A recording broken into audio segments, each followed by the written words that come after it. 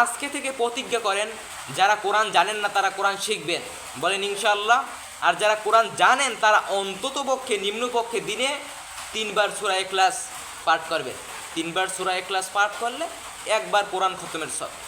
যত পারো লুটে নাও, আল্লাহর নেকি ভান্ডারে অভাব নেই, যত পারো লুটে নাও। কোরআন শিক্ষার বয়স নাই। 40 বছর, 50 বছর, 60 বছর, কোনো অসুবিধা নাই, কোরআন শিখতে হবে। কোরআন যদি আপনি না শিখেন তাহলে আল্লাহ সুবহানাহু ওয়া তাআলা আপনার জন্য কি পাঠিয়েছে তা আপনি বুঝবেন না। কোরআন সম্মানিত উপস্থিতি, তাহলে বরকত পাবো বাড়িতে সালাম দিলে, আল্লাহর নাম নিয়ে খেলে বরকত পাবো, বিসমিল্লাহ বলে খেলে, কোরআন তেলাওয়াত করলে। রুজি রুটি আমাদের বৃদ্ধি হয়ে যাবে। এক, রিজিক বৃদ্ধির কয়েকটা মাধ্যম রয়েছে। এক, আল্লাহ ভীরু এবং আল্লাহর উপর ভরসা। কোরআনে বলা হয়েছে যে ব্যক্তি আল্লাহর উপর ভরসা করবে এবং আল্লাহ ভীরু হবে, আল্লাহ সুবহানাহু ওয়া তাআলা তার রুজি রুটি এমন জায়গা থেকে ব্যবস্থা করে দিবেন যা সে কল্পনাও করতে পারবেন না।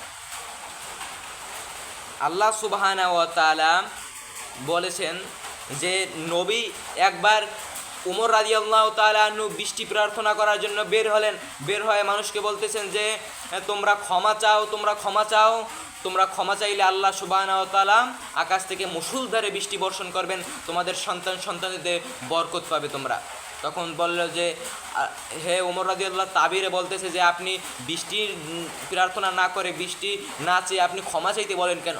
তখন সে কোরআনের আয়াত তেলাওয়াত করলেন যে তোমরা যদি ক্ষমা চাও তাহলে আল্লাহ সুবহানাহু ওয়া তাআলা তোমাদের জন্য মুষলধারে বৃষ্টি বর্ষণ করবেন, তোমাদের সব কিছুতে তোমরা বরকত পাবে।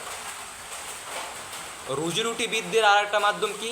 মাদ্রাসার ছাত্রদের পিছনে খরচ করা। দলিল, এক লোক আল্লাহ রাসূল সাল্লাল্লাহু আলাইহি ওয়াসাল্লামের নিকট জ্ঞান অর্জন করে, কোরআন হাদিস শিখে। ওর ভাই ব্যবসা করে, ওর ভাই এসে বলতেছে আল্লাহর রাসূল আমার সংসার ধ্বংস হয়ে যাচ্ছে, আমার ভাই আপনার নিকট জ্ঞান অর্জন করতেছে পড়াশোনা করার কারণে। আল্লাহ রাসূল বলেন তুমি যতটুকু রিজিক পাও এটা এজন্যই পাও যে তোমার ভাইয়ের দায়িত্ব তুমি নিতেছো, এজন্যই পাও। তার পরের মাধ্যম রুজি রুটি বৃদ্ধির আত্মীয়তার সম্পর্ক। আপনি সহি আকীদায় এসেছেন, আপনার বাবা শাহজালালের মাজারে কবরে, আপনার বাবা শাহজালালের মাজারে সিজদা যায়, সম্পর্ক ছিন্ন করে দিবেন? আপনার বাবা অমুক দলে, সম্পর্ক ছিন্ন করে দিবেন? আপনার আকীদা যতই বিশুদ্ধ কোনো কাজে আসবে না, রুজি রুটি বৃদ্ধি পাবে না। বাপ মুসলমান আছে, বাপ যদি হিন্দু হয়ে যায় তারপরও তার সম্মান রক্ষা করতে হবে, আত্মীয়তার সম্পর্ক কী করতে হবে? টিকিয়ে রাখতে হবে। আল্লাহ রাসূল সাল্লাল্লাহু আলাইহি সাল্লাম হেরাক্লিয়াসকে চিঠিতে লেখার সময় বলেননি হে কাফের হেরাক্লিয়াস আমি তোকে ইসলামের দাওয়াত দিচ্ছি। আল্লাহ রাসূল সাল্লাল্লাহু আলাইহি সাল্লাম বলতেছেন হে মহা রোমান অধিপতি হেরাক্লিয়াস আমি তোমাকে ইসলামের দাওয়াত দিচ্ছি। ফেরাউনের চাইতে বড় কাফের পৃথিবীতে আছে? ফেরাউনের কাছে যখন দাওয়াত দিতে পাঠালেন আল্লাহ সুবহানাহু ওয়া তাআলা মুসাকে, তখন আল্লাহ সুবহানাহু ওয়া তাআলা কী বললেন? যে গিয়ে বলবে হে কাফের ফেরাউন তোকে ইসলাম ধর্ম গ্রহণ করতে হবে না, বলেছেন ভালোভাবে নম্রভাবে ভালো ব্যবহার করো।